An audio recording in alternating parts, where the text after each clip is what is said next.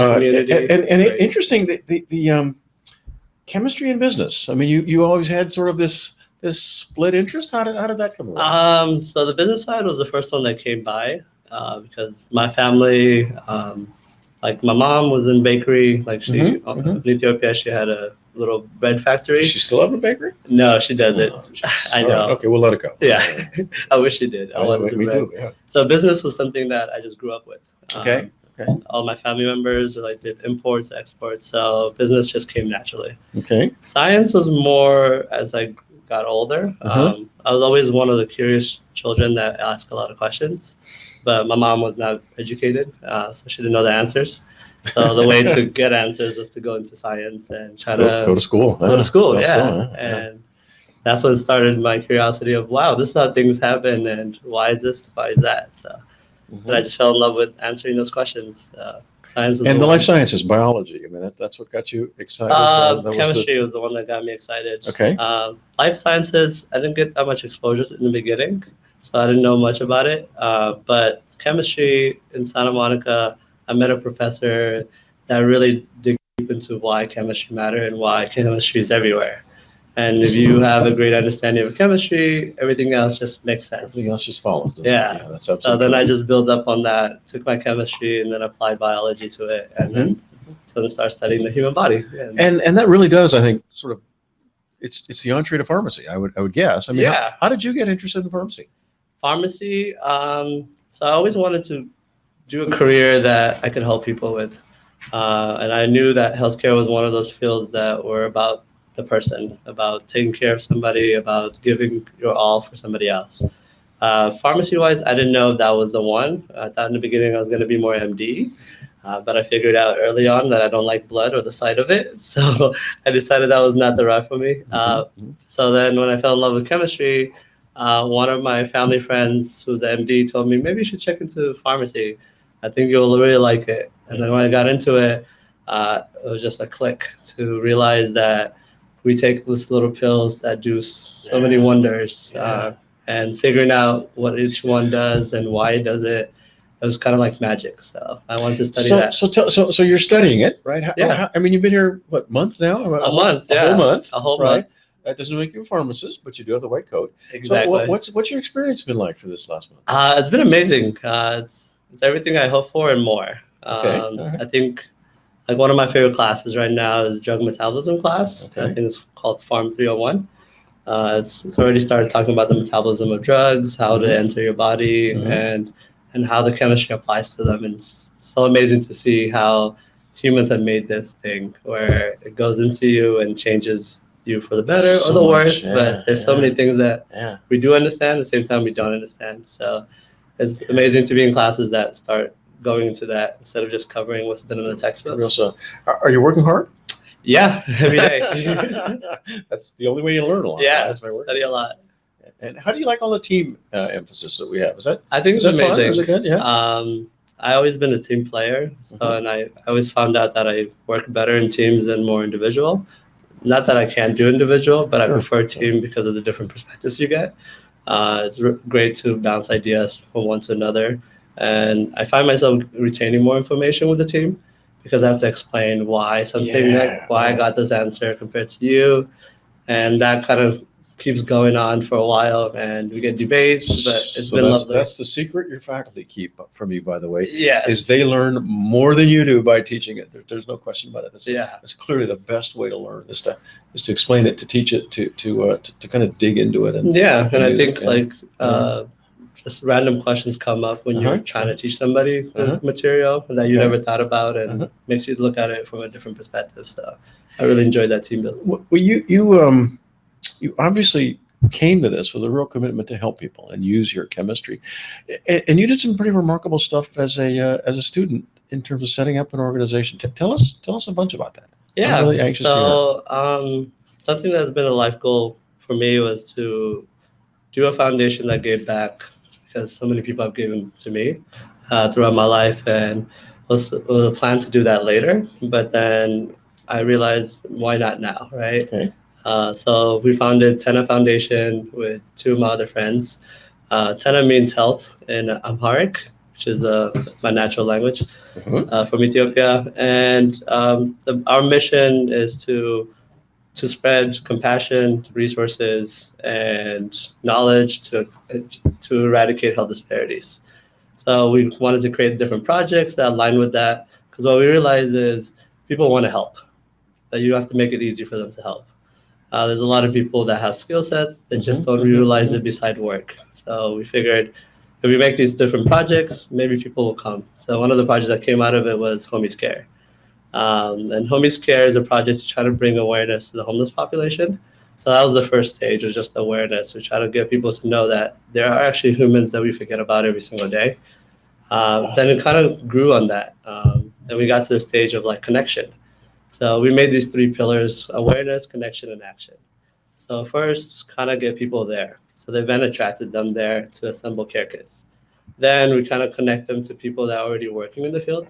Because the idea was we don't want to reinvent the wheel. The wheel's already there. It's just nobody's utilizing it or looking at it differently.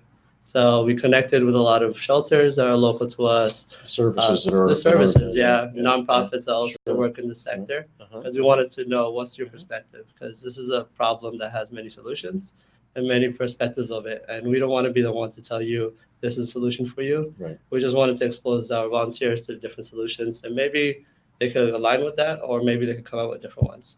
So we've been sending out people to shelters. Last event, we actually had healthcare teams go into the shelters and try to do more healthcare screening. So we had Charles Ardrew's PA program do health screening, and that's where our hope is going now, is to try to build teams that could actually be deployed into shelters and kind of start the process of how do we achieve health equity in these places. Yeah, it's such a heartbreaking challenge. I mean, I don't know if It is. that's the right term, but I think, yeah, I think we all feel it. How big is the organization? It's very small. It started in March. Right now, we're a team of 11. Okay, all right. Well, that's how everything starts, right? Yeah, I mean, really. but What do you want? What do you dream it'll become? What's your vision? my hope will become big enough that it's comparable to a Fortune 500 company, but Okay, in a all right. nonprofit. Why not? No, Yeah. this is nothing wrong with that. Yeah. Right? I mean, it'd be fabulous.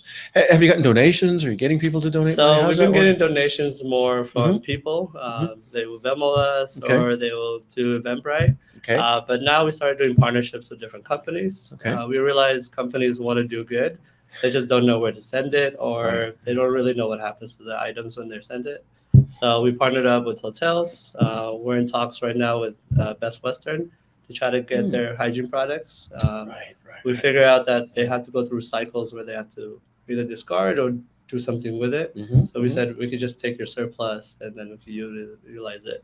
We also started reaching out to dental offices because they get packages for samples. Oh yeah, so we no, can every take time you go, those. you get a toothbrush, right? Yeah, Exactly. Yeah, so we right. try to see Uh-huh. where are these resources already and kind of start the idea of resource sharing.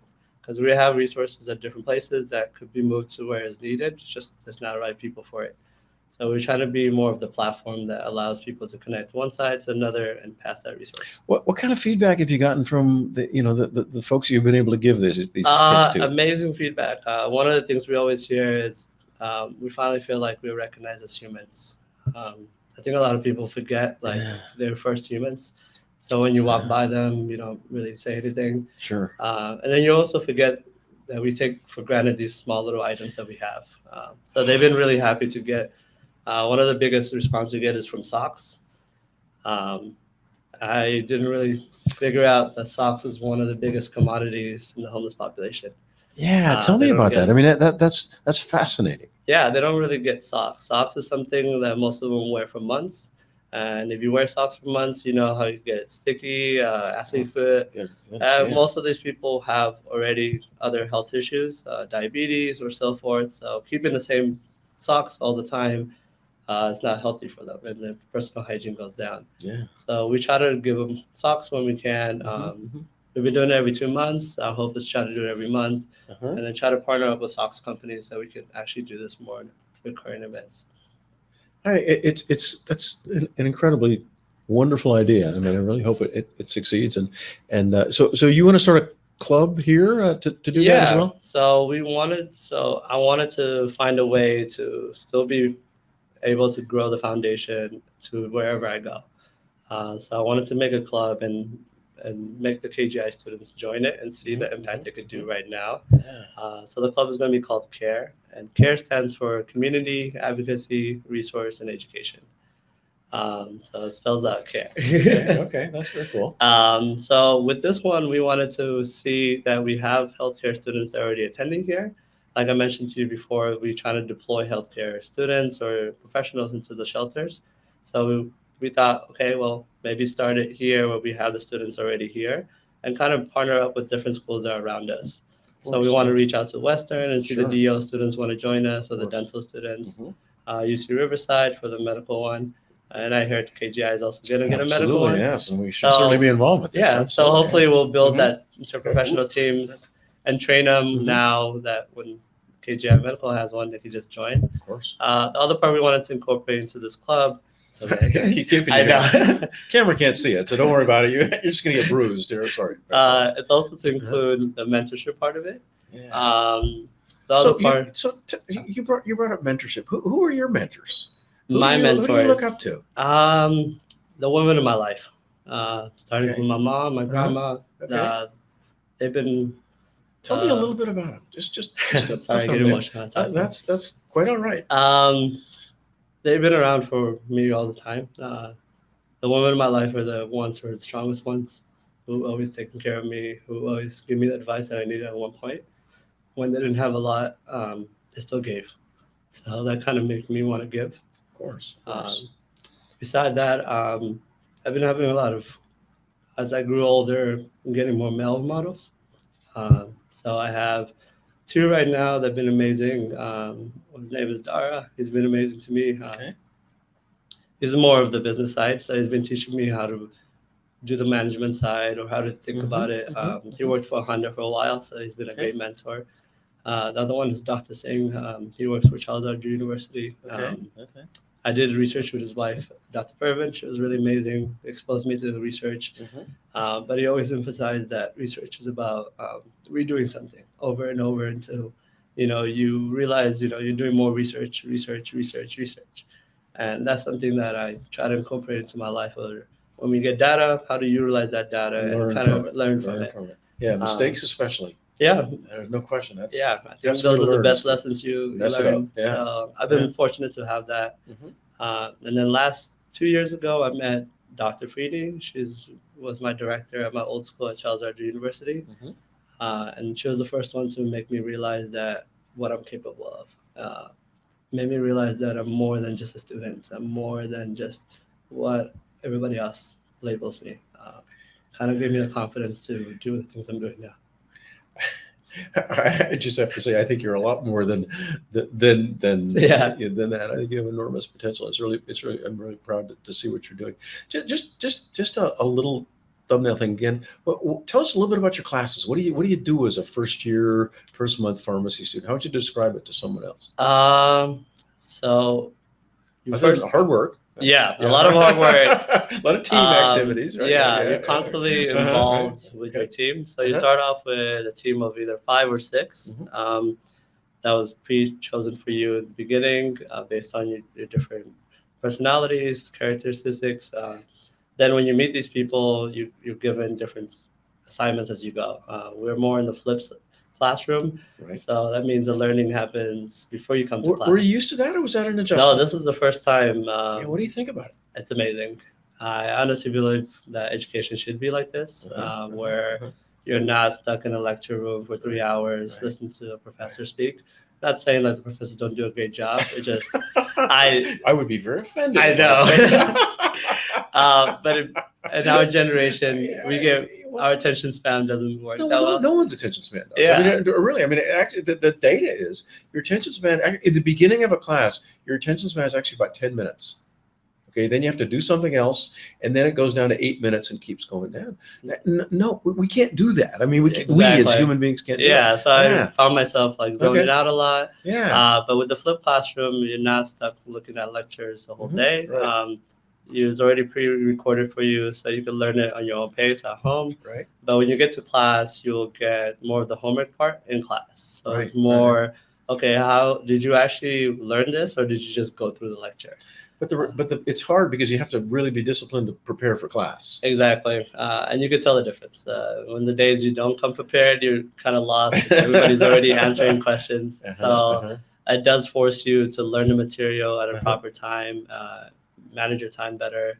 And then when you get to class, you get worksheets that you're constantly debating with your classmates, and then your critical thinking also develops because you're exposed to different ideas of how to answer this question or how do you approach it.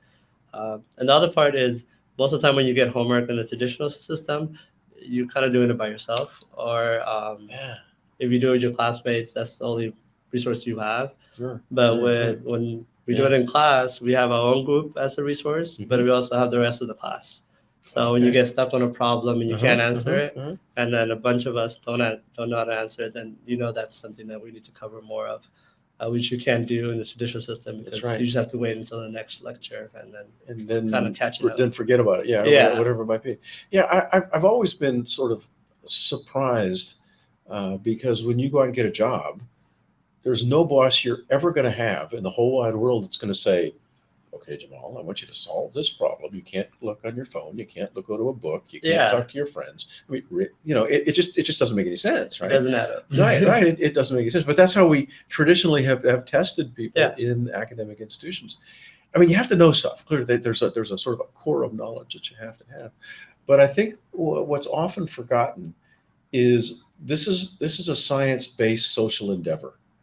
It's as much about interacting with people, with your classmates, with your faculty, with the patients that you're going to have to deal with your coworkers, whatever that's going to be, based on the science. And I hope that this gives you that kind of experience to make it definitely make it worthwhile. does. Definitely teaching me on the behavioral side as well, is just how to interact with other humans, and more of that interprofessional development's already happening now instead of waiting until you start work. And I like the idea also having these classmates as your group for the next Yeah. 4 years, Yeah, because that's how work is. That's absolutely, isn't it? Yeah. Have you learned from them yet already? I mean, are you learning it from them as human beings or different perspectives? I am. We're all figuring out our personalities. It's still early to figure out everything, but I think we're bonding. We all have inside jokes already, so it's moving pretty fast. You will have a network at the end of this that I think is going to be extremely strong and durable, and it's going to be there for the rest of your life. That's my prediction, and I think you'll do exceptionally well in it. So, any advice you would give to anybody who's looking to come to a pharmacy school?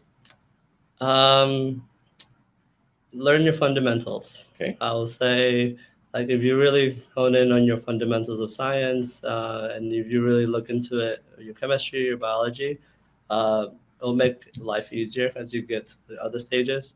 But choosing the route of pharmacy, I would say, already start, looking into what it means to be a pharmacist. I think we have a traditional idea of what a pharmacist does, and most people have the idea of pharmacist just a pill cutter, or more of you see them at CVS, but it's pretty wide. And what do you want to do? What's the area of pharmacy? Have you? I mean, you're early in it. I appreciate. Yeah, you have every right to change after even another month. But so far, what sounds exciting?